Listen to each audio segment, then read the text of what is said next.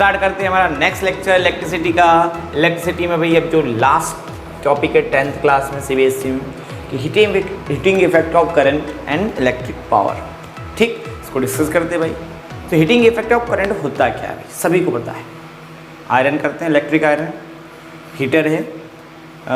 Then आपके induction देखा होगा आपने एक बल्ब को ग्लो करते हुए देखा होगा। तो ये सब जो भी फैक्टर हमको दिखते हैं भाई, ये हीटिंग इफेक्ट ऑफ करंट से दिखते हैं कि अगर कोई चीज़ वार्म हो रही है उसमें इलेक्ट्रिक करंट पास करने से, ये उसका क्या हीटिंग इफेक्ट है। होता क्या है कि जब किसी कंडक्टर से हम करंट फ्लो करते हैं, अगर एक कंडक्टर हाई रेजिस्टेंस ऑफर करता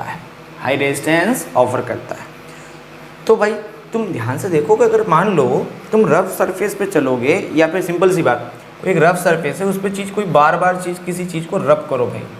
ठीक, अगर तुम रब करते हो उसको, मतलब मूव करते हो, रब भी मत करो, अब उसको इसके ऊपर से मूव करो। उसको मान लो एक कोई स्टील की चीज़ है या और कोई ऑब्जेक्ट रब सरफेस ऊपर मूव करते हो ले जाओ, फिर उठा के देखो अचानक उस पर क्या आएगा, गर्म हो जाएगी उसकी सरफेस, हीट करेगी। भाई वो हीट आई कहाँ से? वो हीट आई जब आप उसको ले गए, मतलब आपने उसको आगे ले जाने में फोर्स लगाया होगा भाई, ऐसे तो चला नहीं गया होगा रफ सरफेस पे। ठीक, रफ सरफेस पे आपने उस पर फोर्स लगाया, डिस्प्लेसमेंट किया, मतलब आपने उसके ऊपर क्या किया, वर्क। तो भाई क्या होता है कि जो आपने वर्क किया उस वर्क को हम सीधा सीधा बोल सकते हैं एनर्जी।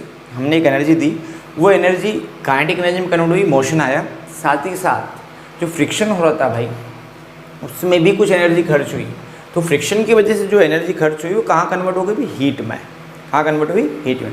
अगर सोचो भाई रफ सरफेस नहीं होती, बिल्कुल प्लेन सरफेस होती, रब नहीं करता इतना ज़्यादा, तो ऑब्वियसली इतना ज़्यादा हीट वो सरफेस नहीं करेगी। पर अगर फ्रिक्शन ज़्यादा होगा तो हीट करेगी सरफेस। सेम भाई लॉ यहाँ फॉलो होता है। अगर फ्रिक्शन क्या था भाई, ऑब्स्टेकल ऑफर कर रहा था, आपके मोशन का अपोज कर रहा था, एक अपोजिशन प्रोवाइड कर रहा था फ्रिक्शन फोर्स वहाँ पे, तो यहाँ पे भी रेजिस्टेंस जो है हमको एक अपोजिशन प्रोवाइड कर रहा है। फिर भी क्या कर रहे हैं, अगर हम इसमें से करंट पास करते हैं, क्या पास करते हैं भाई, करंट, फिर भी हम तो करंट पास किए जा रहे हैं, बहुत हाई पावर वोल्टेज हमने पोटेंशियल डिफरेंस दे दिया भाई, करंट पास हो रहा है, अच्छी बात। अगर ये करंट पास होगा तो वो जो ऑफर हो रहा था रेजिस्टेंस, उसके अगेंस्ट आपने क्या किया, वर्क डन। भाई जो वही रिजल्ट मिलेगा जो यहाँ पे फ्रिक्शन की वजह से हमको रिजल्ट मिला था। क्या क्रिएट होगी, आपने उस अपोजिशन के अगेंस्ट जो वर्क डन किया है वो वर्क डन किस में कन्वर्ट हो जाएगा, हीट में।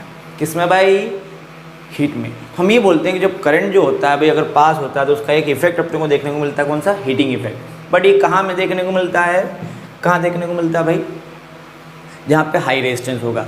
आपको क्वेश्चन पूछती है सीबीएसई बहुत सिंपल सा कि यार तुम ये बताओ कि आपके यहाँ जो हीटर वगैरह होता है, जो बल्ब होता है जो ग्लो करता है बहुत, वो आयरन जो है, तो आयरन में से जब हम करंट पास करते हैं भाई, मतलब जो आयरन को करंट देता है, तो जो कॉर्ड है करंट ले जाने वाली, उस कॉर्ड में तो कोई हीट क्रिएट नहीं होती, कोई बहुत ज़्यादा वो गर्म नहीं होती, जबकि उसका जो बॉटम होता है आयरन का वो बहुत ज़्यादा गर्म हो जाता है। ऐसा क्यों?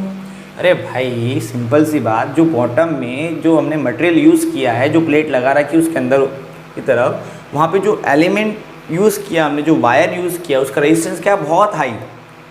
तो जब करंट उस जगह से पास होता है तो वहाँ पर हमको ज़्यादा वर्क डन करना होता है और वहाँ पर हीट ज़्यादा होती है। ठीक, फिर उस प्लेट को बाकी के आयरन के जो हिस्से हैं वहाँ पे जो हीट का बैक कंडक्टर वो बीच में लगा रखा है हमने, एबोनेट की रॉड वगैरह होती है भाई, आपने पढ़ा होगा। ठीक, हैंडल जो हमने लगा रखा है प्लास्टिक का लगा रखा, जो कि हीट को बहुत आसानी से ट्रांसफ़र नहीं करता है, उस हीट को हमने वहीं दिया, वो एक पर्टिकुलर प्लेट के पास ही रहती है। दूसरा, कॉर्ड क्यों हीट नहीं करती भाई, वो भी तो वायर है, उसमें भी रेजिस्टेंस करती, इतनी ज़्यादा नहीं करती कि भाई उसको आप टच करो तो आपको उसको फील आए उसकी भैया इसमें टेम्परेचर इसका बढ़ गया है। किसी वायर में बहुत लॉन्ग टाइम तक आप करंट पास करोगे तो आप देखोगे वाकई में वायर हिट करता है, पर बहुत ज़्यादा टाइम तक लगातार आप घिसे जा रहे हो, किसी चीज़ को घिसे जा रहे हो तो ऑब्वियसली भले कितनी भी स्मूथ सरफेस हो गर्म होती, तो सेम चीज़ वो भी। पर जनरली ये देखा जाता है कि जो कॉर्ड है भाई उसमें हम से जब करंट पास करते हैं तो वो हिट नहीं करती है, उसमें हीटिंग इफेक्ट अपने को देखने को नहीं मिलता है, मतलब विजिबल नहीं होता है, इतना क्लियर पता नहीं चल पाता भाई। कारण क्या है कि उसका रेजिस्टेंस होता है लो रेजिस्टेंस, मतलब लो फ्रिक्शन जैसी कंडीशन, और लो फ्रिक्शन जैसी कंडीशन में आपका जो वार्मिंग इफेक्ट है, हीटिंग इफेक्ट है, वो क्या आएगा भाई, कम आएगा। क्लियर बात। क्वेश्चन पूछती है सीबीएसई, तो हमें बताते हैं कि भाई जो कॉर्ड का जो मटेरियल है उसका रेजिस्टेंस लो होता है, जबकि जो हीटिंग प्लेट होती है उसका रेजिस्टेंस क्या होता है, हाई होता है। इस वजह से वो तो हीट करता है पर कॉर्ड हीट नहीं क्रिएट करती। ठीक, तो क्वेश्चन आपका आंसर आपने पहले समझा है क्या, उसको समझो भाई, चीज़ें क्या है। क्लियर हुआ? करंट पास करेंगे, इसके अगेंस्ट जो वर्क डन करेंगे भाई, वर्क डन करने से क्या होगा, वर्क डन करने से क्या होगा, ये जो वर्क डन आपने किया अगेंस्ट दी रेजिस्टेंस वो किस में कन्वर्ट हो जाएगा, हीट में। किस में कन्वर्ट हो जाएगा, हीट में। ओके चलिए भाई, तो क्या वर्क डन का फॉर्मूला हमने पढ़ रखा है? अरे नहीं पढ़ा, हमने ये जरूर पढ़ा था ना, देख कितना W/Q। यस, आज फॉर्मूले काम में आएंगे भाई दोबारा पुराने वाले। और याद हो रखना भाई Q इक्वल कितना होता है, I इंटू टी, क्योंकि I इक्वल कितना होता था, Q/T। I क्या याद फॉर्मूले भाई, देख यूज़ करते हैं भाई आज। W इक्वल कितना, V इंटू Q हो जाएगा। हाँ सही बात, सही बोल रहे हो सर आप। Q इक्वल कितना, IT, बहुत बढ़िया। V into I into T, ये है वर्क डन का फॉर्मूला। किसका फॉर्मूला भाई, वर्क डन का। किसका, वर्क डन। और ये वर्क डन ही क्या है, जितना ज़्यादा वर्क डन होगा यही क्या होगी भाई, यही जो क्या होगा, हीट। किसके इक्वल होगा, हीट एनर्जी के इक्वल। ठीक, तो इस फॉर्मूले के लिए हम लिखें तो इसको हम बहुत सारे फॉर्म बना सकते हैं इस हीट वाले के भाई। देख हीट का फॉर्मूला हम बना सकते हैं, अगर V को मैं केवल I की टर्म्स में लिखना चाहूँ तो V इक्वल कितना होता है, IR। रेजिस्टेंस की टर्म्स में लिखूँ तो I² RT। भाई क्यों लिखा, V की वैल्यू कितनी, IR, तो I इंटू आई कितना, I², तो I² RT।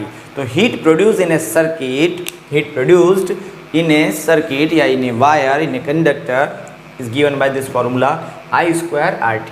इसको बोलते हैं जूल इफेक्ट। भाई ये प्रोफेसर जूल ने डिस्कवर किया था। किसने डिस्कवर किया था, प्रोफेसर जूल ने। उन्होंने बोला था कि भाई ये फॉर्मूला इस तरीके से आप कैलकुलेट करो, करेक्ट कैलकुलेशन आपको देगा। ओके, दूसरी चीज़, ये तो अच्छी बात हो गई। हमने एक और चीज़ लिखी हुई है यहाँ पे, पावर।